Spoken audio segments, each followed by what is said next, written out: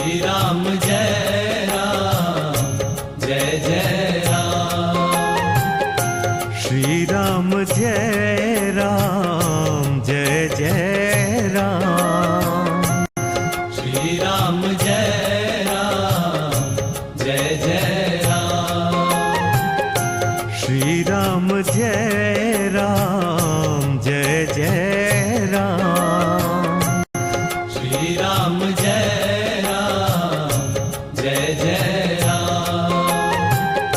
श्री राम जय राम जय जय राम। और न जानने के कारण, अज्ञान के कारण, मोह के कारण, भ्रांत धारणाओं के कारण, मोह अर्थात भ्रांत धारणा, ये जीव जो है परमात्मा से अलग हो गया है। तो परमात्मा चाहते हैं ये जीव जो है परमात्मा के पास आए। बहुत ललायत हैं परमात्मा। हम सब तो कल्पना नहीं कर सकते परमात्मा हम सबको कितना प्यार करते हैं, कितना प्रेम करते हैं। वो चाहते हैं कि ये जीव जो है मेरे से एक क्षण के लिए भी अलग ना हो। और ये जीव जो है इतना संसार में आसक्त हो गया, इतना मदवाला हो गया, इतना मदपान कर लिया इसने कि परमात्मा की तरफ देखता नहीं। कभी कभी भूले भटके लोग अपनी कामनाओं की पूर्ति के लिए, अपनी इच्छाओं की पूर्ति के लिए, वासनाओं की पूर्ति के लिए परमात्मा के दरबार में पहुंचते हैं। सुर नर मुनि सबकी यह रीत, स्वार्थ लाग कर ही सब प्रीत। सब स्वार्थी हैं और स्वार्थ भी यथार्थ में नहीं जानते। भगवान के दरबार में जाके प्रार्थना करते हैं कि जो कुछ उनके अंदर संसार बसा हुआ है बस उनकी कामनाओं की पूर्ति हो, अभिप्साओं की पूर्ति हो। शनि महाराज की पनौती आई, मोटी पनौती हो, नानी पनौती हो, हनुमान जी के यहां तेल चढ़ा रहे हैं, हनुमान जी के यहां हनुमान चालीसा के पाठ कर रहे हैं। संकट आता है और लोगों ने तो हनुमान जी का एक नाम ही रख दिया, संकट मोचन। कोई उनको कहता है सर्व सिद्धि दाता, कोई कहता है मनसा पूरन, कोई कहता है संकट मोचन। और आपके गुजरात में तो भीड़ भंजन मारे, भीड़ भंजन हनुमान। सब भयों को दूर कर देते हैं, सब संकटों को दूर कर देते हैं। तो हम सब परमात्मा के दरबार में जाते हैं, श्री हनुमान जी के पास जाते हैं तो केवल अपनी वासनाओं की पूर्ति के लिए जाते हैं, अपनी इच्छाओं की पूर्ति के लिए जाते हैं। वो तो बड़भागी हैं।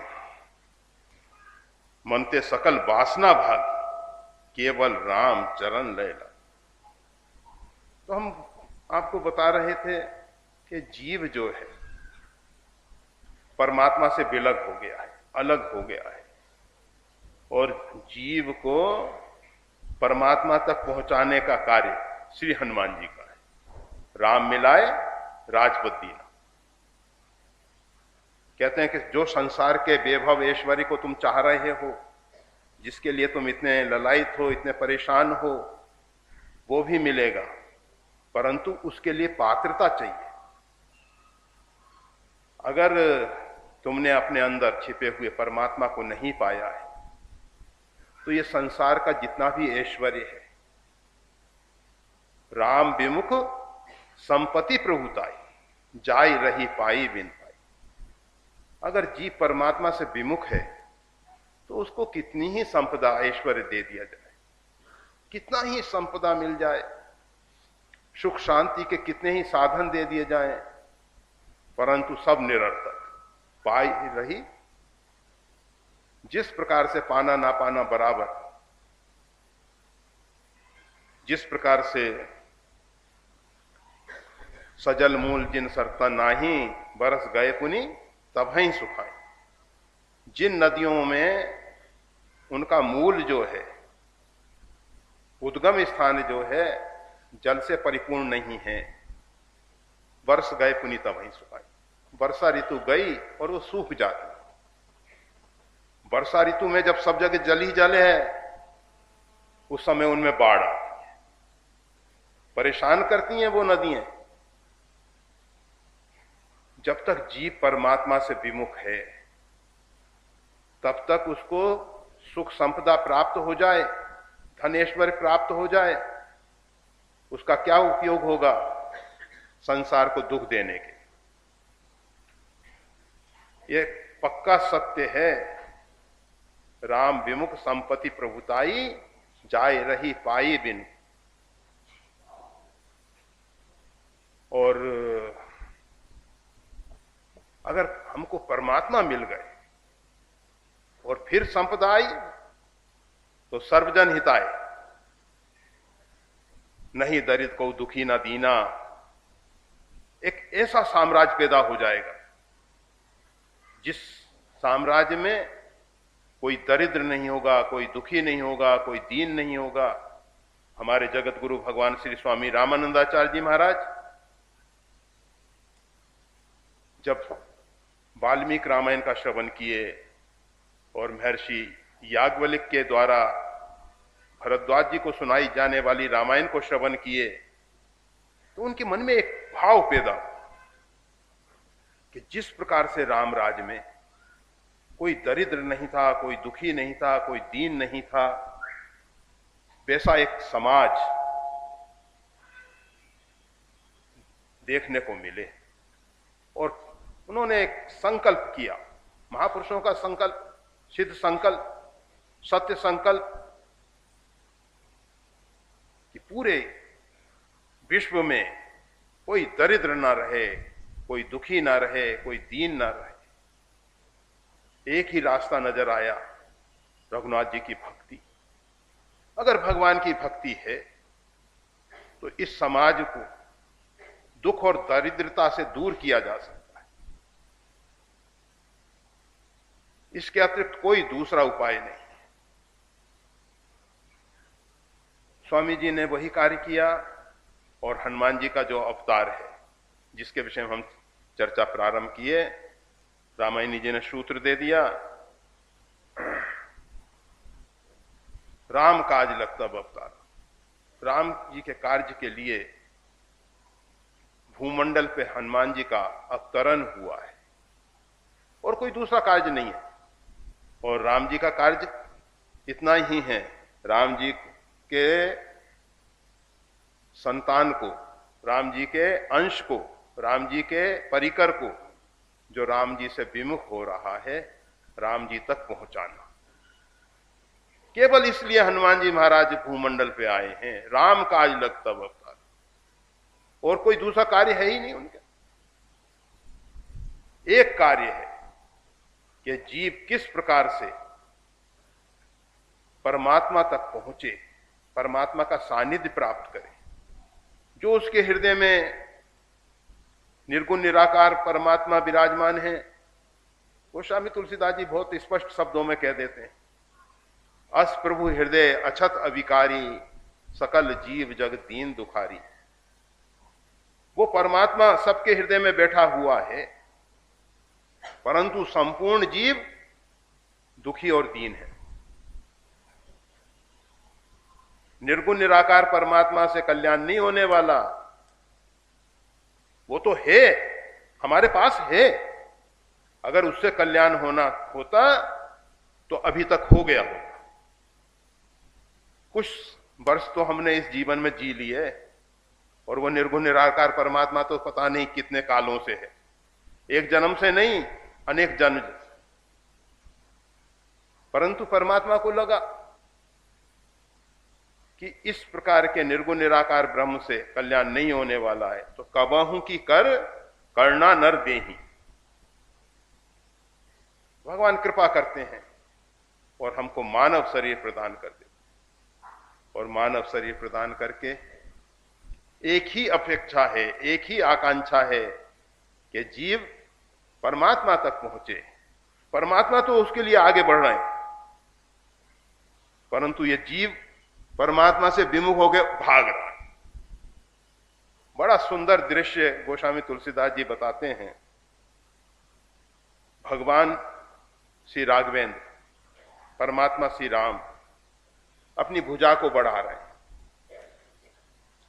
और कागभूषण जी, हम सबका प्रतिनिधित्व करते हुए जीव स्वरूप कागभूषण जी आगे आगे बढ़ रहे हैं। जुग अंगुल कर भेद, केवल 2 अंगुल का भेद है। परमात्मा जब चाहते पकड़ लेते, कोई परमात्मा को कठिनाई नहीं है पकड़ने में। उनके लिए क्या कार्य असंभव है। कर्तुम अन्यथा अकर्तुम, दोनों में वो समर्थ है। ऐसे जो परमात्मा श्री राम कागभूषण को पकड़ क्यों नहीं रहे हैं? जब तक जीव अपनी स्वीकृति नहीं दे देता, तब तक परमात्मा उसको पकड़ते नहीं, उसके पीछे दौड़ रहे हैं, परंतु पकड़ते नहीं। तो श्री हनुमान जी महाराज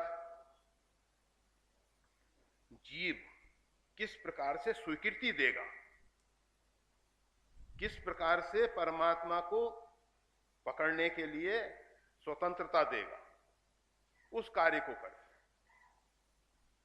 हनुमान जी महाराज का जो कार्य है राम काज, किस प्रकार से ये जीवात्मा इस भ्रांत धारणाओं से ऊपर उठेगा, किस प्रकार से जीव, परमात्मा तो हमारी तरफ दौड़ रहे हैं, केवल हम ढीले हो जाएं, हम रुक जाएं, हम अपना ये जो संसार की ओर दौड़ है इसको बंद कर दें। परंतु आप सब जानते हैं, हम सब जितने भाई बहन यहां बैठे हुए हैं, सुबह से शाम तक जो भी आपाधापी कर रहे हैं, जो भी दौड़ धूप कर रहे हैं, किसके लिए कर रहे हैं? संसार के लिए कर रहे हैं। अरे परमात्मा के लिए दौड़ने वाले तो कोई कोई होंगे, जरूर होंगे, ऐसा नहीं है। नहीं तो ये वसुंधरा हमारे वजन को सहन नहीं कर पाती। हमको पृथ्वी ने जो धारण कर रखा है, तो सुनिश्चित ऐसे कोई महापुरुष हैं, ऐसे संत हैं जो परमात्मा के लिए, केवल परमात्मा के लिए जीते हैं। उनको परमात्मा के अतिरिक्त जा ही ना चाहिए कभू कुछ। तुम सन सहज सने, कुछ नहीं चाहिए उनको, केवल परमात्मा के श्री चरणों में अनुराग। तो हनुमान जी महाराज भगवान शंकर के अवतार हैं, रुद्रावतार हैं। शंकर जी को हनुमान जी के रूप में आने के लिए क्या आवश्यकता थी? राम काज। शंकर जी जो हैं राम कार्य करने के लिए त्रिभुवन गुरु बन के नहीं कर पाए। तुम त्रिभुवन गुरु वेद बखाना, भगवान शंकर त्रिभुवन गुरु हैं, परंतु त्रिभुवन गुरु बन के वो कार्य नहीं हो पाया। उनको लगा बिना सेवक सेव्य भाव बिन भवन तरई उर्गा। बिना सेवक बने कोई सोचे कि हम गुरु बन के समाज का कल्याण करेंगे, कदापि संभव नहीं है। भगवान त्रिभुवन गुरु तो नहीं कर पाए, बनना पड़ा हनुमान राम कार्य करने के लिए, सेवक बनना पड़ा। और सेवक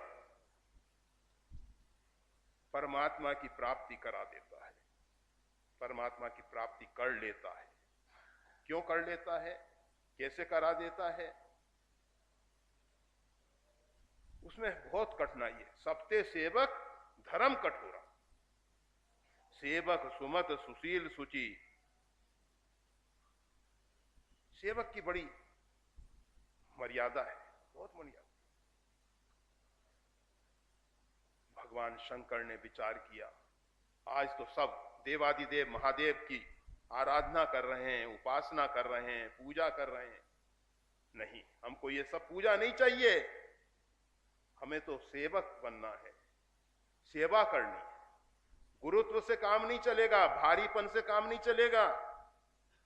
अति लघु रूप धरे हनुमान। आदिशक्ति जगदम्बा श्री सीता जी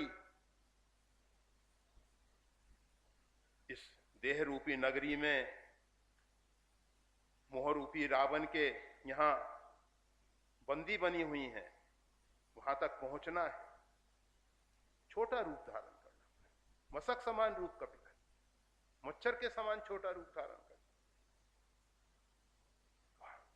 ये जो भगवान शंकर ने विचार किया, ये सब कार्य जो है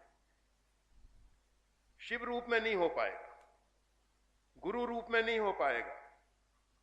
इसके लिए हमको सेवक बनना होगा, अत्यंत लघु बनना होगा। लघुता से प्रभुता मिले, प्रभुता से प्रभु दूर। चींटी ले शक्कर चली, हाथी के सिर धूल। लघुता से प्रभुता मिलती है, और जिसको मिल गई प्रभु दूर हो गए। प्रभुता से प्रभु दूर। जो परमात्मा निकट थे उनको भी गंवा दिया हमने। और आज सब लोग क्या चाहते हैं? बड़प्पन चाहते हैं, हम बड़े हो गए। और वो बेचारे दया के पात्र ये भी नहीं जानते, जो बड़ हो सो राम बड़ाई। अरे भाई, ये बड़प्पन ऐसे मुफ्त में नहीं मिलने वाला है। जो बड़ हो सो राम बड़ाई। परमात्मा श्री राम जिसको बड़ा करेंगे वो बड़ा होगा, और परमात्मा श्री राम जिसको बड़ा करेंगे उसको प्रभुता पाई ताहि मद नाई। उसको प्रभुता मिल जाएगी, फिर भी मद नहीं आएगा। तो हनुमान जी महाराज माता अंजनी और केसरी के पुत्र के रूप में पृथ्वी पे अवतरित हुए। भगवान शंकर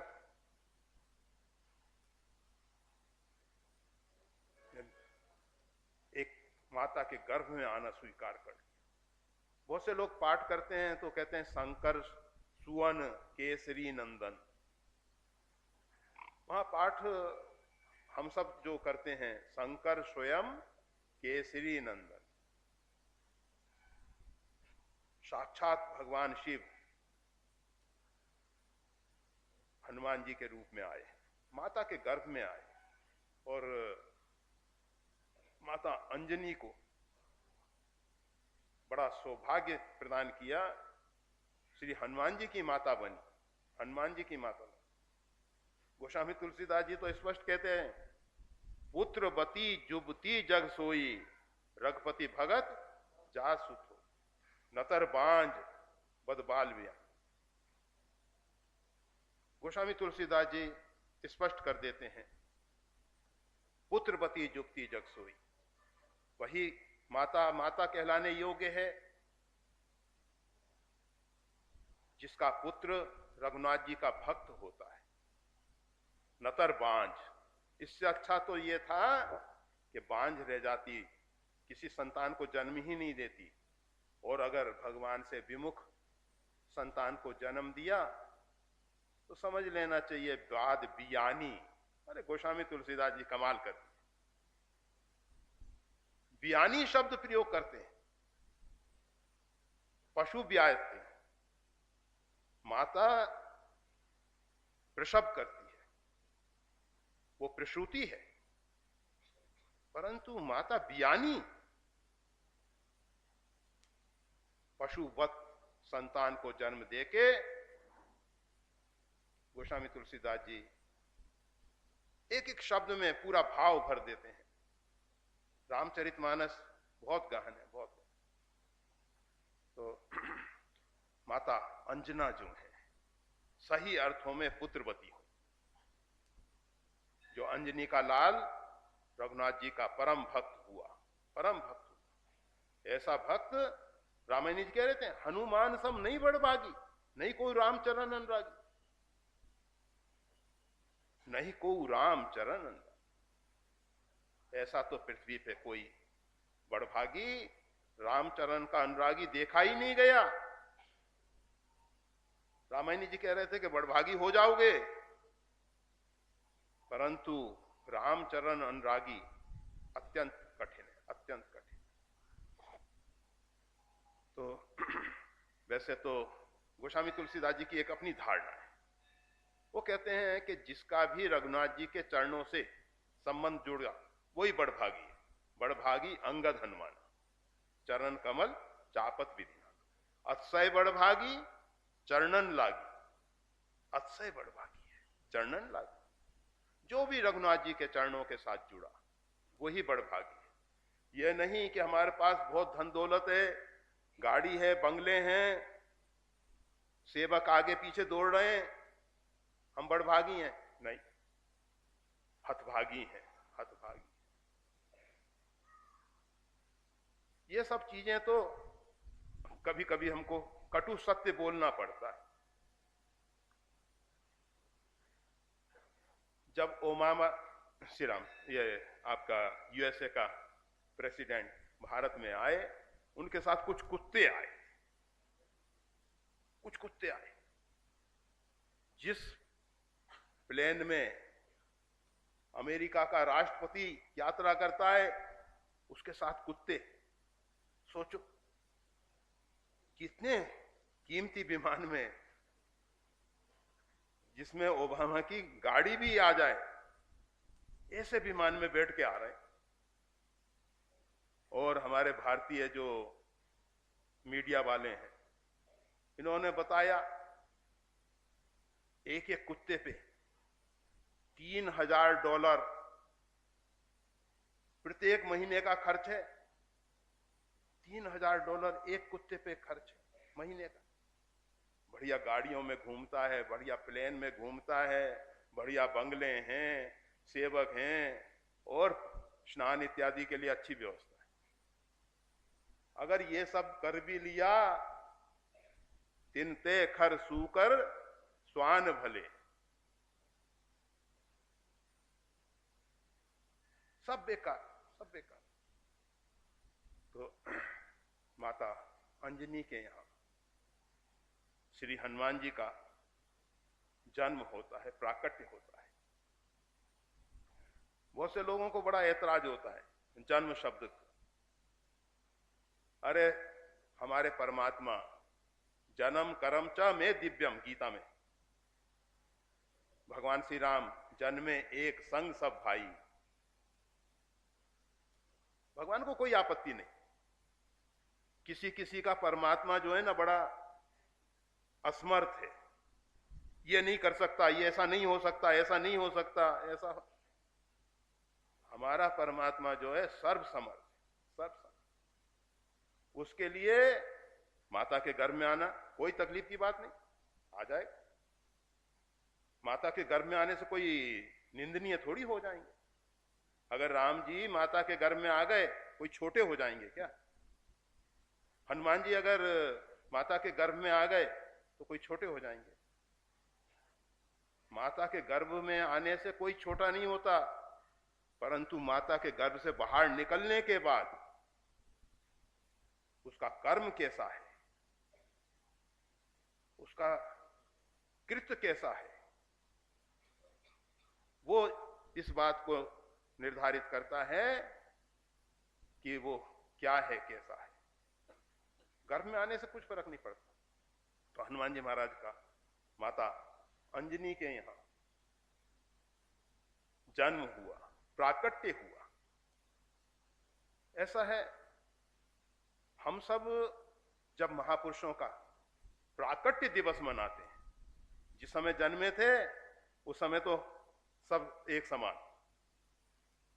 उस समय कोई भेद नहीं है, परंतु वो महापुरुष हो गए, महापुरुष हो गए। उन्होंने ऐसा कार्य किया, सार्वभौम अस्तित्व के लिए ऐसा कार्य किया। नहीं तो कीड़े मकोड़े कितने जन्म लेते हैं, मर जाते हैं, उनका प्राकट्य दिवस कोई नहीं मनाता। महापुरुषों का प्राकट्य दिवस, जन्म तो सबके समान,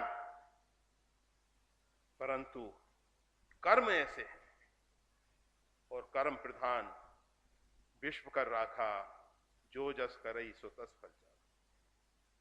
इस जीवन में कर्म की प्रधानता है। हम जैसा कर्म करते हैं उसके अनुरूप हो जाते हैं। तो हनुमान जी महाराज का जन्म, प्राकट्य, जो भी आप सब कहो, माता अंजनी के यहां हुआ। और प्रारंभ में ही लोग कहते हैं बाल समय रब भक्ष लियो तब तीनों लोग भयो अंधियारो। शैशव काल में छोटे हनुमान जी, छोटे शिशु हैं, और बाल समय रवि भक्ष लियो, सूर्य का भक्षण कर गए, तीनों लोग भयो अंधियारो। हनुमान जी महाराज सूर्य की तरफ दौड़ रहे, सूर्य की तरफ। हनुमान जी ने बता दिया, जीव तुम्हारा जीवन का लक्ष्य आलोक है, तमसो मां ज्योतिर्गमय। तुम्हें अंधकार में नहीं जीना है, अंधकार से प्रकाश की ओर चलना है। अगर सही जीवन जीना चाहते हो, मृत्यु और मां, मृत्यु नहीं चाहिए, अमृतम गमय, तमसो मां ज्योतिर्गमय। तो हम सबकी जो यात्रा है, हनुमान जी महाराज बता रहे हैं, अंधकार से प्रकाश की ओर है। हम जो लंबे समय तक माता के गर्भ में सघन अंधकार में रहे, उससे जब बाहर आए तो हमारी यात्रा प्रकाश की ओर होनी चाहिए। और आप सबको मालूम होगा, ये प्राचीन समय से एक व्यवस्था चली आई।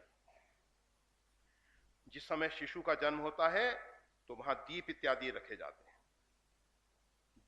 पुराने ज्योतिषी जानते हैं, जो जातक का जन्माक्षर इत्यादि बनाते थे, आजकल तो कंप्यूटर सब बना देता है, कोई ज्यादा परेशानी नहीं।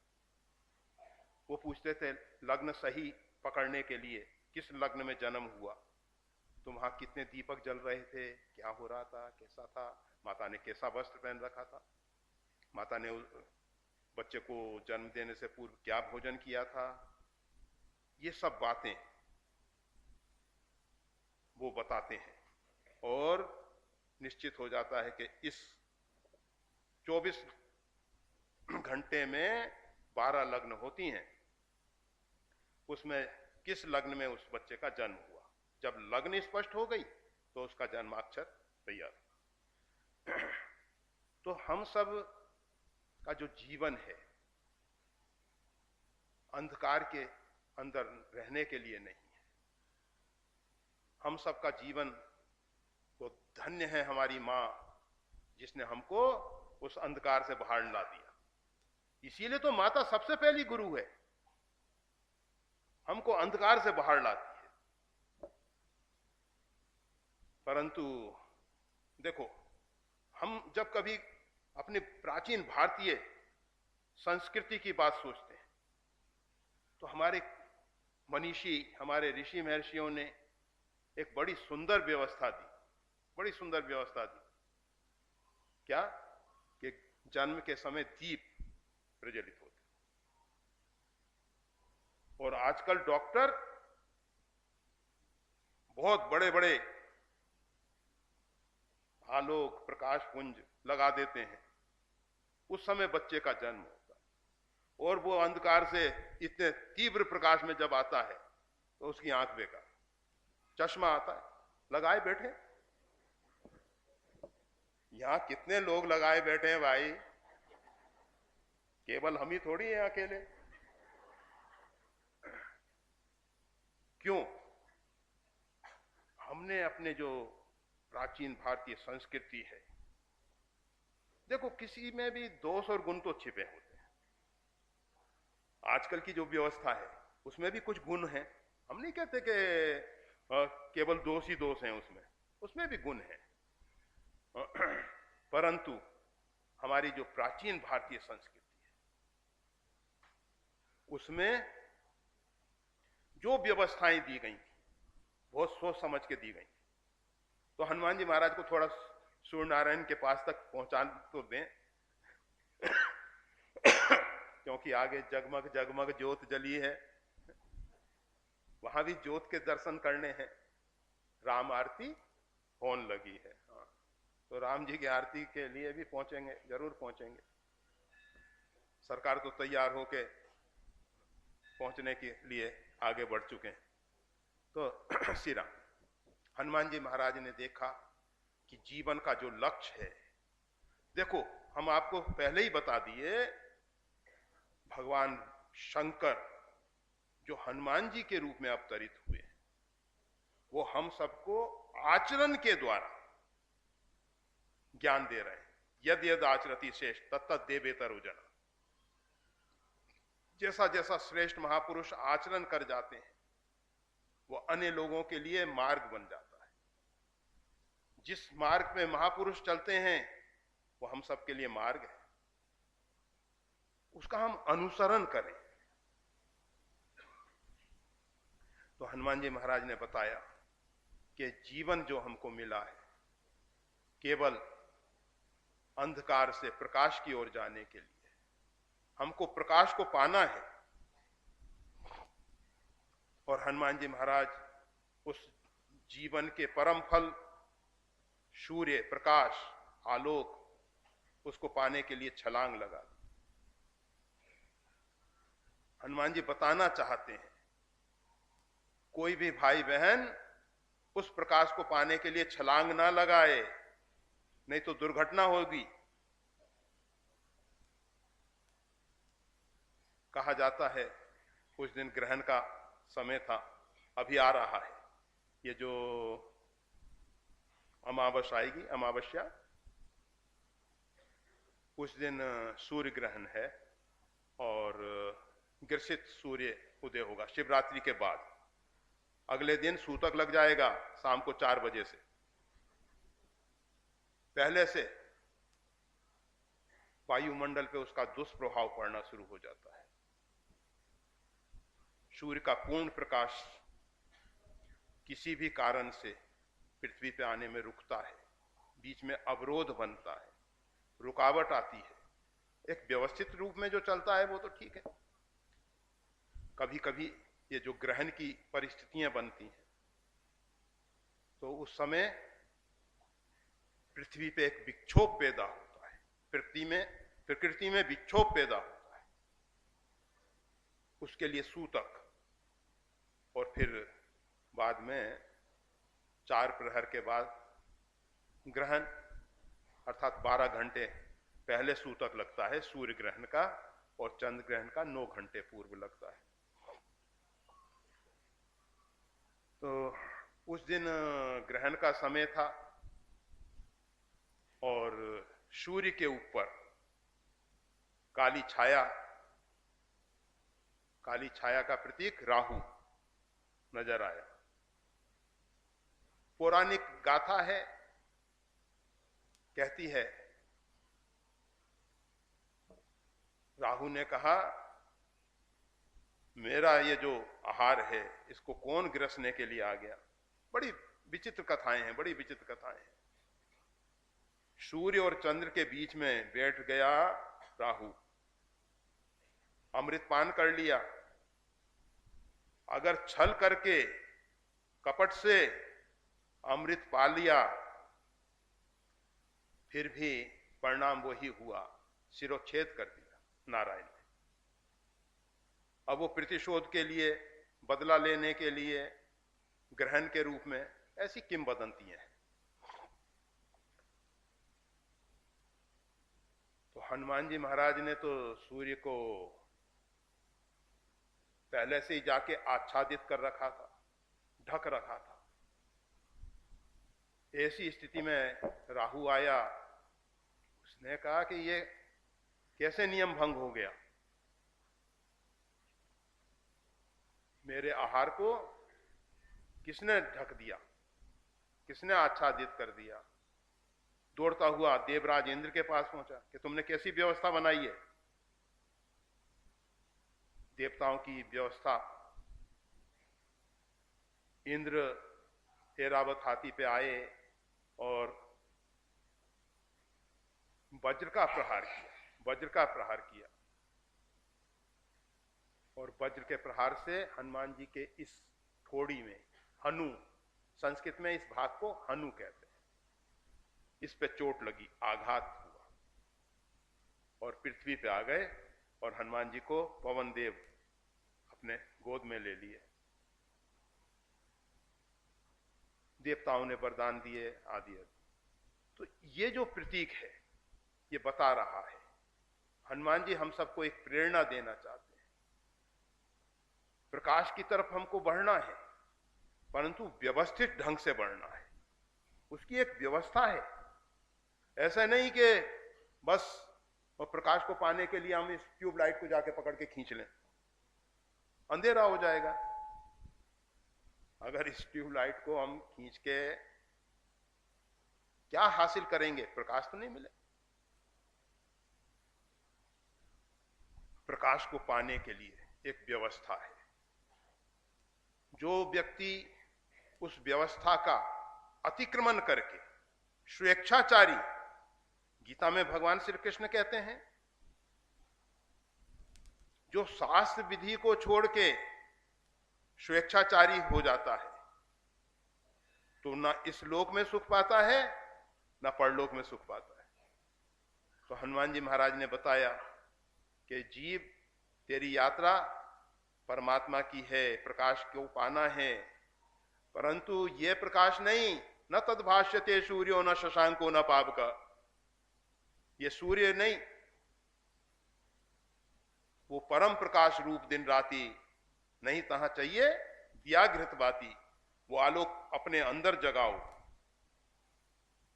उस आलोक को अपने अंदर पाओ। और जो अपने अंदर उस आलोक को नहीं पा सका, बाहर के जितने भी प्रकाश हैं सब बेकार, सब बेकार।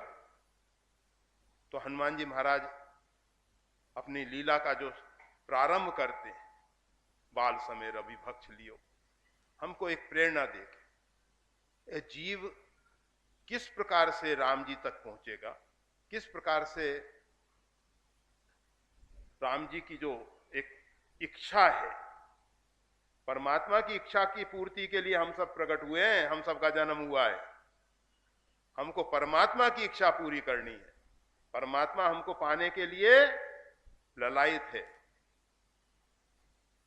उसमें किसी प्रकार की भी रुकावट मत डालो।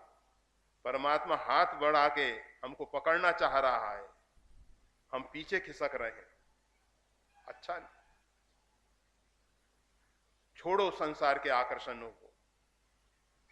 जितने भी ये आकर्षण हैं जो हमको आपात रमणीय लगता है कि ऐसा हो जाएगा तो बड़ा सुख होगा, ऐसा हो जाएगा तो बड़ा सुख होगा, कुछ सुख नहीं मिला।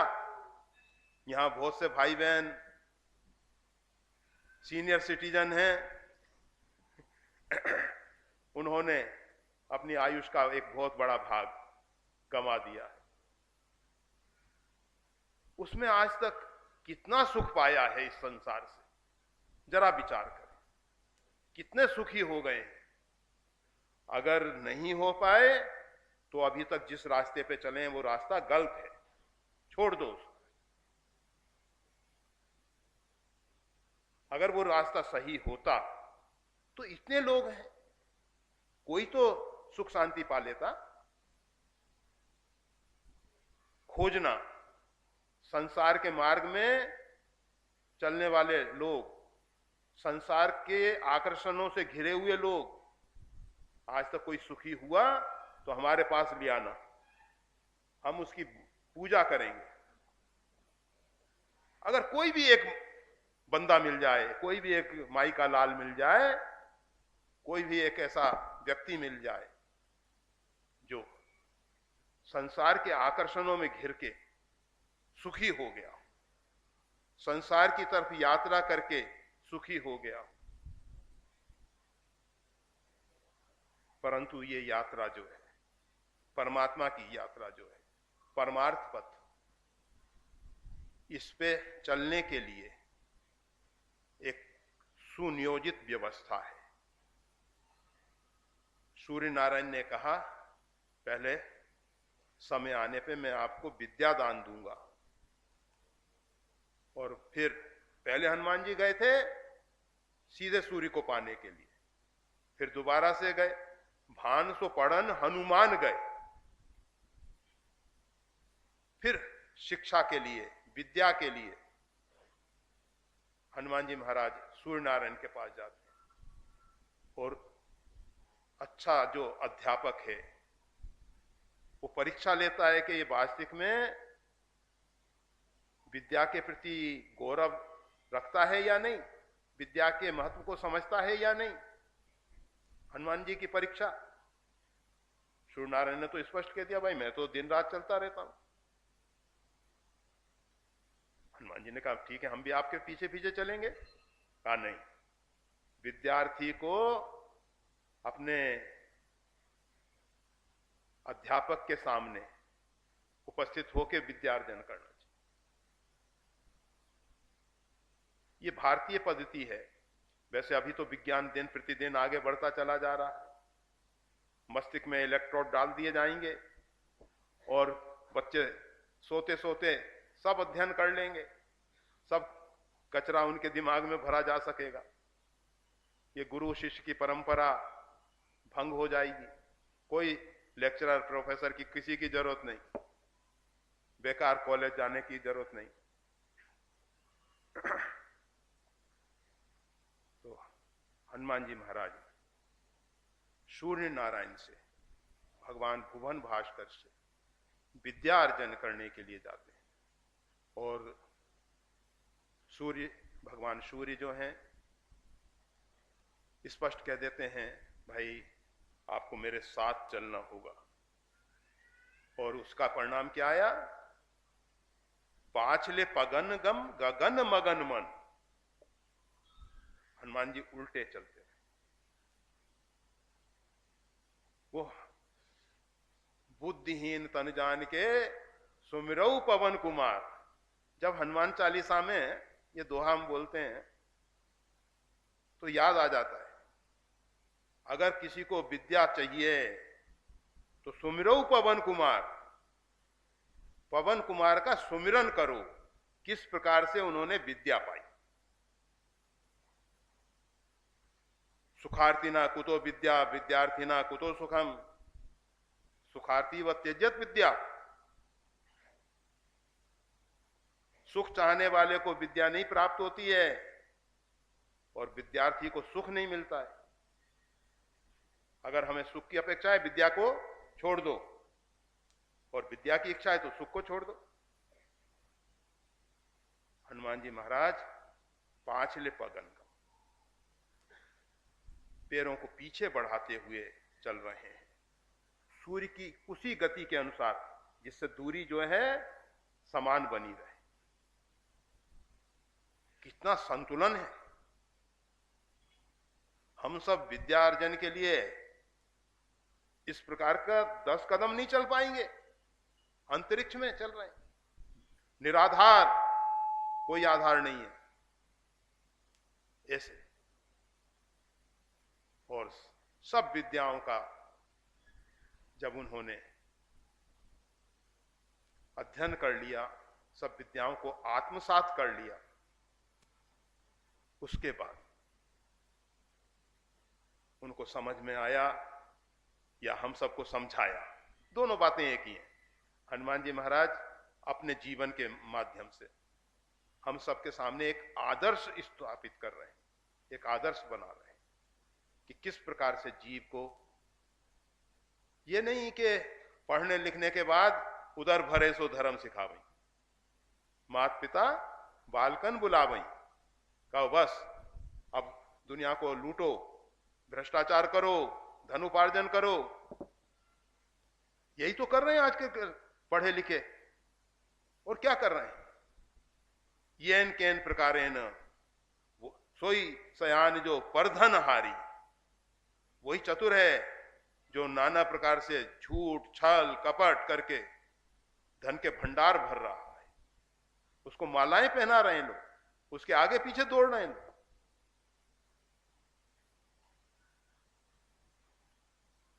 तो हनुमान जी महाराज, श्री हनुमान जी महाराज विद्यार्जन करके आ गए हैं, अब आरती में खड़े हो जाएं। जय श्री राम।